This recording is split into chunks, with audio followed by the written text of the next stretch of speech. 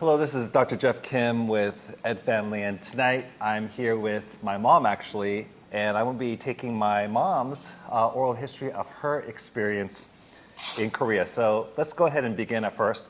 What is your name? 내 이름은 김승애입니다. So my mom's saying her name is Kim Seung-ae. In Korea, the last name Kim is spoken first, and Seung-ae is her first name. Do I have your permission to record this interview? 네.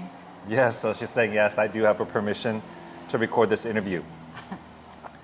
별로 안 좋아하지만 아들이 자꾸 하려니까.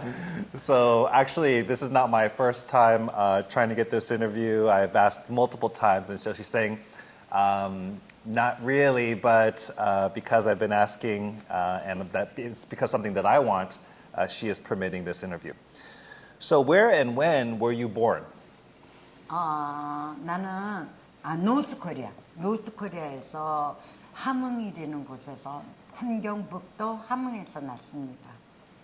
So actually, before, when Korea was just one nation, my mother was actually born on the north side of what is currently North Korea, above the 38th parallel, in this area called Hamhung.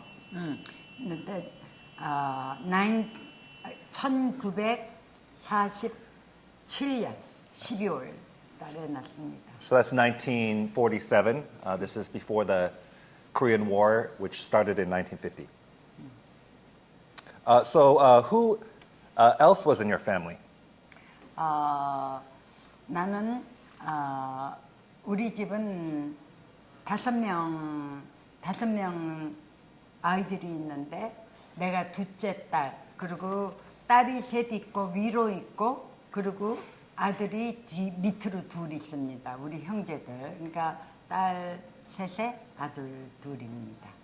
So my mother has five siblings in her family, or there's five total children in the family. She has her parents and then the five children. She's the second oldest, and so she has an older sister, and then she has a younger sister and two younger brothers as well. So tell us a little bit about your birth in Hamhung and then coming down to South Korea right before the Korean War. What was that like? 내가 태어나자 원먼스 됐을 때 이북에 있는 사람들이 많이 몰래, 그러니까 이남으로 사우스 코리아로 내려가기를 원해서, 우리도 그때 그 공산당 그걸 보고 뭐라 그러지? 사우스 코리아는 데모크라시고 노스 코리아는 뭐라고 그러지? 커뮤니스트. 커뮤니스트. 그게 싫었기 때문에 우리는 이남으로 사우스 코리아로 우리 페런츠가 가기로 결정했습니다. So my mother's family wanted to live in a democracy, and they could see that in North Korea it wasn't going to go that way, and so they had a desire to travel from their homeland, which was initially in North Korea, down to South Korea when she was just 1 month of age. What was that journey like, coming from North Korea to South Korea when you were just 1 month old? Of course, you don't remember, but your mother has shared with you the story. 내가 어렸을 때 나도 못 듣지 못하고 내가 커서 우리 그 당시에, 그러니까 우리 언니 2 years old, 2살 때고 내가 원먼스 됐을 때, 그러니까 한 달 됐을 때 우리가 아버지 어머니가 결정해서 우리가 그때 그 당시는 지금처럼 그때도 벌써 38선이 그때도 그어졌지만 지금처럼 그렇게 완전히 지금보다는 쉬웠습니다. So they had made the decision to come to South Korea. It was not an easy journey. Although the 38th parallel became formalized after the Korean War in 1953, even then there was a border that was in place, and it was very difficult to cross that border, but they had made that decision at that time. Even though my mom was just 1 month old to travel down south and cross the border into South Korea. So it wasn't an official border, but there was an unofficial border at the time. So you were talking about traveling down to South Korea. 그래서 우리 페렌츠가 첫 번에 내려올 때는 실패해서 잡혀서 그 근처에 감옥에 가게 됐습니다. 그래갖고선 나중에 거기서 그 당시는 그래도 지금처럼 그렇게 나오는 게 힘들지 않았기 때문에 고향으로 다시 돌아가라고 했기 때문에 우리 페렌츠가 가기로 했는데 사우스 코리아로 오는 게 더 쉬웠기 때문에 그쪽으로 다시 몸으로 다시 내려오기로 했다고 합니다. So the first attempt to cross the border and go to South Korea actually failed because they were caught by the border, the North Koreans who did not want their people to leave North Korea. They were put in a kind of prison for some time to be punished and to be documented. And it was there that my mom was at 1 month of age in that prison with her mother and older sister who was just 2 years of age at the time. And then they were warned, you must return back to your homeland. My mom is mentioning that today, if someone were to cross the border, the punishment would be much more severe. It wouldn't just be a verbal warning like that. But they had received a verbal warning to go and return back from where they had originated. But what did you decide to do? Did your mom return back to her homeland? What happened? 다시 돌아가면 그 공산주의가 싫고 그리고 그 이쪽은 민주주의니까 이쪽으로 오기를 그 의사도 그렇게 하는 게 좋을 것 같다고 해서 아버지하고 엄마하고 결정해서 다시 출하하기로 결정했습니다. Okay, so they decided, they had the counsel of a doctor that was there and said, it'd be further for you to go back to your homeland than it is to enter into South Korea here because they were very close to the border at that point. And so with some risk, because of wanting to live in a democracy, they took the dangerous path to try again to go to South Korea. And what was that journey like the second time, trying to cross into South Korea?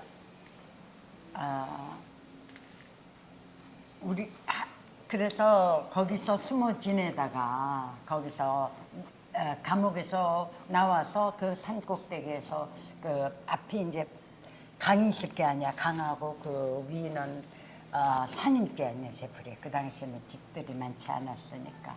그래갖고서 거기서 숨어 지내다가 많은 사람이 있었어요. 그래갖고 숨어 지내다가 나중에 아무래도 시일이 자꾸 가니까 아무래도 아버지는 먼저 내려가는 게 좋을 것 같다는 거 결정했어. 그래갖고서 아버지는 먼저 내려가고 어머니는 거기서 우리 돈 데리고 몸도 많이 아프고 그랬는데 하여튼 고생 많이 했어. So before making that second attempt to cross what was actually a river, they had to cross a waterway.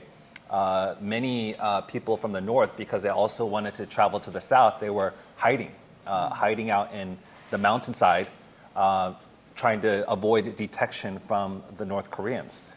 And this must have been very difficult since you were just a baby at the time and living on the mountainside. It was also very cold, I'm sure. And so it was decided that my mom's dad would cross first, get something settled, and then bring over my mom's mother, my grandmother, who at that time was not feeling very well. She had just given birth to my mom and living under these kind of conditions. And my mom, both of them were very sick at the time. And they were hiding out in the mountains and needing to cross this river. They had been caught once. It was a very difficult time. They suffered greatly during this time.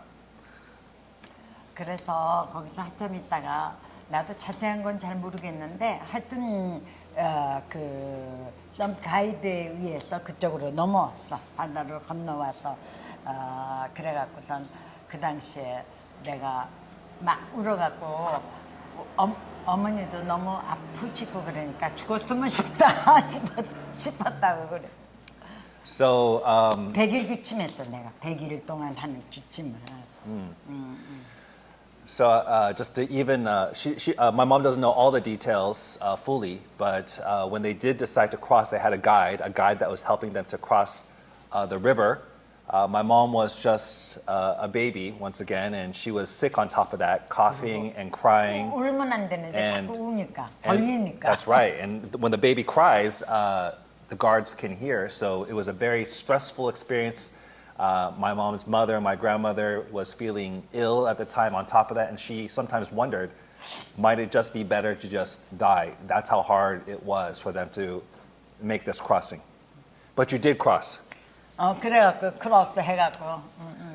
And what happened after you crossed onto the other side? How did you meet with grandfather? 나는 모르겠는데 거기서 이제 정확히는 모르겠는데 넘어오면 텐트 같은 게 있었던 것 같아. 집들이 넘어오는 사람 지금도 어디서 다른 나라에서 넘어오면은 어디 뭐 그런데 들어가잖아. 그 집 같은데 텐트 같은데 전부 모여 있잖아. 그 나라로 직접 들어가지 못하잖아. 그래서 거기서 기다리고 있는데 얼마나 걸렸는지 모르지만 우리 아버지가 거기를 매일같이 거기서 그때는 교통도 별로 안 좋았을 때잖아. 그러니까 자동차도 없었고 걸어서 많이 다녔지. 그러니까 그래갖고서 하여튼 찾아서 그 다음에 서울로 왔어. So it was a very, very difficult time. There were camps on the south side of the border.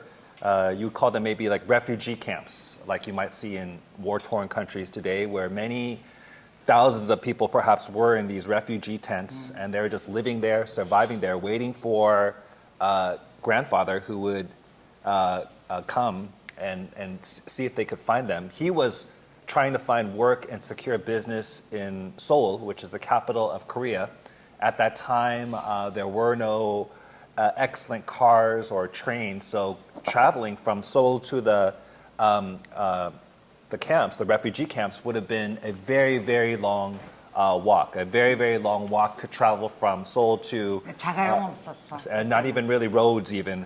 So it was a difficult journey, but yet he did that many, many times, hoping to see his family. There was no email, there was no letters, traveling back and forth between North and South Korea. So he's just having to walk many, many miles to this refugee camp to even see, and then walk among the thousands of people there to see if his wife and his two daughters had made it.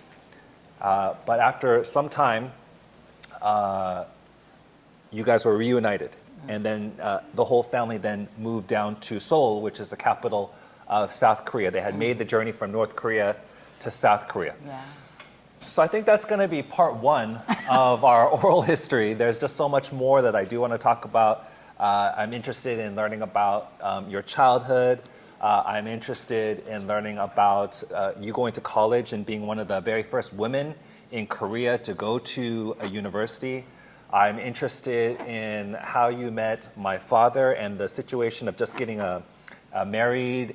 I'm interested in your migration to the United States after 1965, where there were so few Asian Americans, very few Korean Americans that had traveled to this country, and being among the first Korean Americans in the United States, and your early experiences, some of the highlights and also some of the challenges. I could tell you even now, just hearing your story, this is a story of resilience, a story that can give me strength.